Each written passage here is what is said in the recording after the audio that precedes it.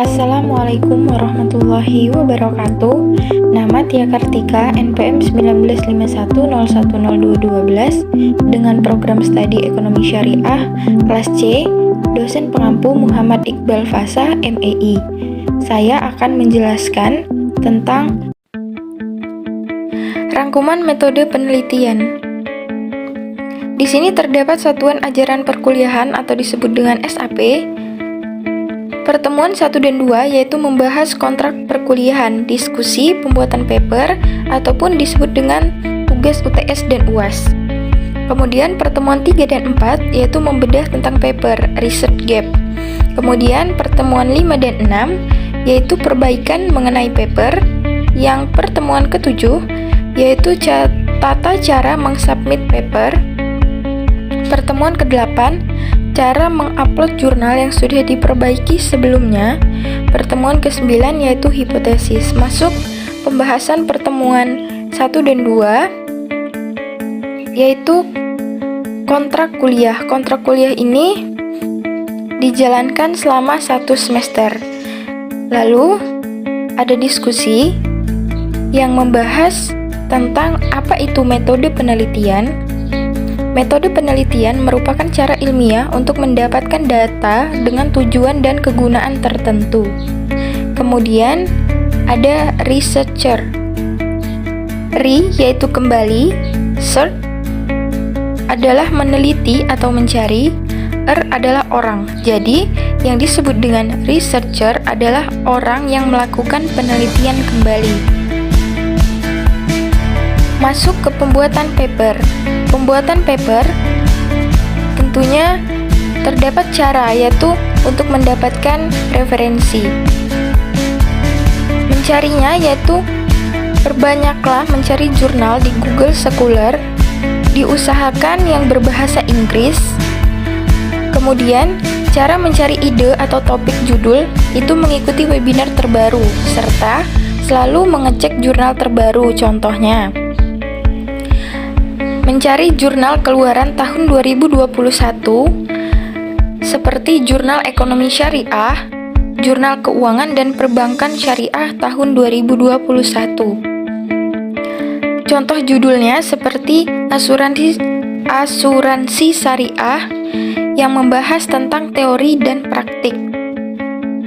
Catatannya, wajib menggunakan referensi Mendeley, perbanyak rujukan referensi jurnal dan buku berbahasa asing atau berbahasa Inggris. Diusahakan tiap paragraf gunakan referensi yang berbeda, serta menggunakan body note ataupun footnote. Kemudian, tugas UTS dan UAS yaitu pembuatan paper.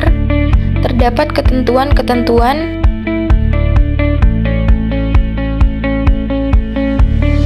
Kemudian masuk pertemuan ketiga dan keempat yang membahas tentang pendahuluan. Poin-poin pendahuluan di sini yaitu dapat menunjukkan adanya masalah yang akan diteliti, kemudian diperkuat oleh argumentasi, data dan teori, serta alasan singkat, kemudian ulasan mengenai penelitian terdahulu dan saran peneliti terdahulu, masalah yang akan diangkat, terdapat masalah umum dan khusus, kemudian masukan data, itu lebih bagus, lalu perbedaan teori dan praktik, kemudian hasil penelitian terdahulu dan sekarang. Terdapat research gap yang di dalam pendahuluan, yaitu research gap ini diartikan sebagai kesenjangan atau perbedaan hasil penelitian terdahulu.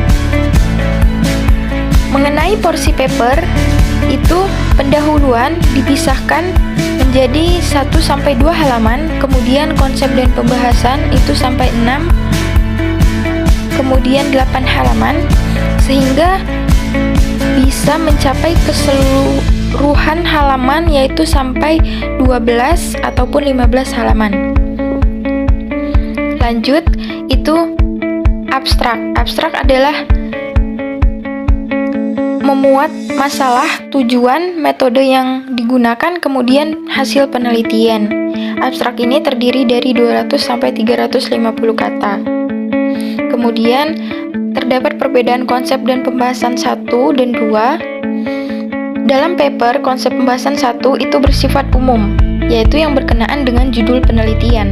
Contohnya, judul paper adalah Etika Perilaku Konsumsi Islami, yaitu membahas teori dan praktik. Maka untuk konsep dan pembahasan 1 adalah konsep etika bisnis Islam.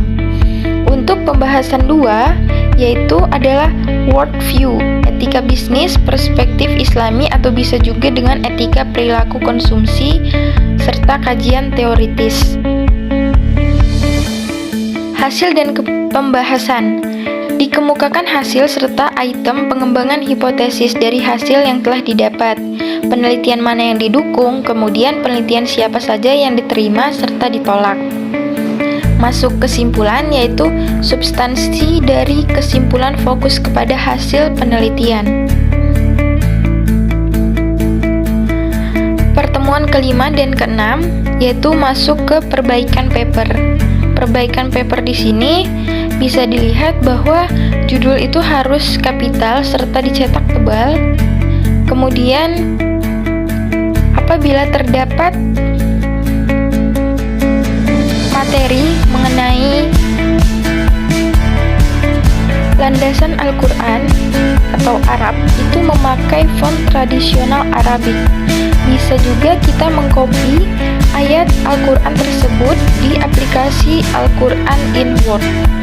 Nah, untuk arti, yaitu gunakan font italik serta tulisannya menjorok ke dalam, yaitu terdapat tulisan kutipan. Di setiap apapun yang diambil untuk rujukan, itu tulislah kutipannya. Kemudian, dalam singkatan yang digunakan dalam jurnal itu bisa ditulis bebas ataupun bisa diberi font italik. Lalu, terdapat tawaran penulis, itu ditambahkan tawaran penulis serta kesimpulan dan saran mengenai paper yang telah dibuat. Dan tidak lupa tentunya untuk memasukkan referensi itu menggunakan Mendeley. Pertemuan ketujuh, yaitu tata cara mensubmit paper. Untuk mensubmit paper ke jurnal Sinta, yaitu poin-poinnya bisa dilihat di sini. Dan tentunya harus melihat kapan jurnal itu diterbitkan. Kemudian, untuk mengupload jurnal ke Sinta, itu harus melihat terlebih dahulu jurnal yang akan kita submit ke Google ini haruslah sesuai dengan judul yang telah kita ambil dan paper yang telah selesai kita buat. Lalu cek akreditasinya. Biasanya akreditasi 1, 2, dan 3 itu sulit dijangkau dikarenakan untuk para dosen ataupun yang sudah berpengalaman dalam meneliti paper. Untuk mahasiswa biasanya digunakan Sinta 4, 5, dan 6 ataupun Sinta yang belum terakreditasi. Lalu urutan dalam jurnal upload itu terdapat 4 poin, yaitu writing assessment, in review, kemudian decision rejected, dan decision revision and required. Lalu masuk pertemuan ke-8, yaitu cara mengupload jurnal yang sudah diperbaiki. Apabila sampai saat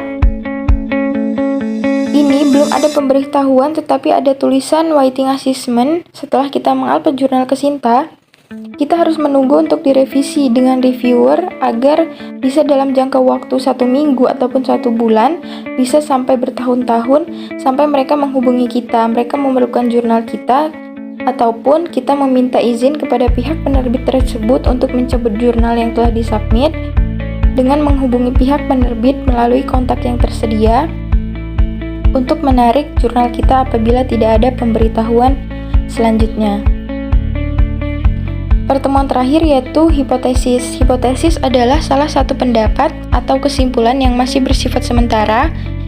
Kemudian, hipotesis ini selalu muncul dalam penelitian yang bersifat kuantitatif. Adapun dalam sebuah hipotesis juga diharuskan menunjukkan adanya hubungan antara dua variabel atau lebih. Lalu, di sini ada catatan bahwa apabila dalam penelitian terdapat variabel X dependen, sedangkan variabel Y independen hanya satu, maka harus dibuat dua hipotesis. Terima kasih. Wassalamualaikum warahmatullahi wabarakatuh.